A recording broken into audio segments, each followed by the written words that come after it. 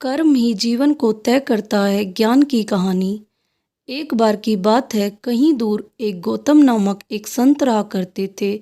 उसका एक ही बेटा था। उस बेटे को वह बहुत प्यार किया करते थे।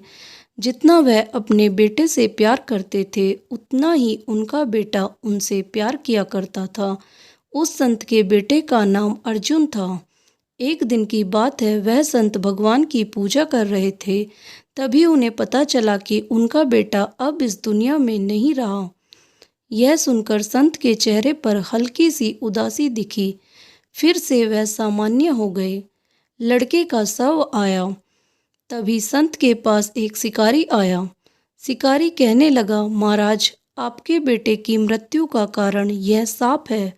इस सांप ने ही आपके बेटे को काटकर मौत के घाट उतार दिया। अब आप ही बताएं कि मैं इस सांप के साथ क्या करूं? क्या मैं इस सांप को टुकड़ों में काट कर मार दूं या फिर गर्म तेल में डालकर मार दूं? संत महाराज ने कहा, आप इसके साथ कुछ भी ना करें। हमारा धर्म यह नहीं कहता कि किसी को मारा जाए। अब इसको मार देने के बाद भी मेरा बेटा जीवित नहीं हो सकता है, तो फिर इसे क्यों मारा जाए? इसको जो अच्छा लगे उसने वह किया। संत और शिकारी की बात को सुनकर सांप भी इंसान की भाषा में बोल उठा। सांप ने कहा, महाराज, आपके बेटे की मौत का कारण मैं नहीं हूँ, बल्कि मृत्यु के देवता ने ही मुझे बढ़ावा दिया कि मैं आपके बेटे को डस लूँ, और मैंने आपके बेटे को डस लिया। अभी इसकी बात हो ही रही थी, तभी मृत्यु देवता भी वहाँ आ गए। मृत्यु देवता ने कहा, किसी मौत का कारण मैं नहीं होता हूँ। आपके बेटे की मौत का कारण भी मैं नहीं हूँ। मुझे तो काल ने आदेश दिया कि आपके बेटे की जान ली जाए, इसलिए ही मैं सांप को डसने के लिए बढ़ावा दिया। इसमें ना तो सांप दोषी है और ना ही मैं। काल के अनुसार ही यह धरती चलती है। काल जो चाहता है वो ही होता है। हम सब काल के अनुसार काम करते हैं।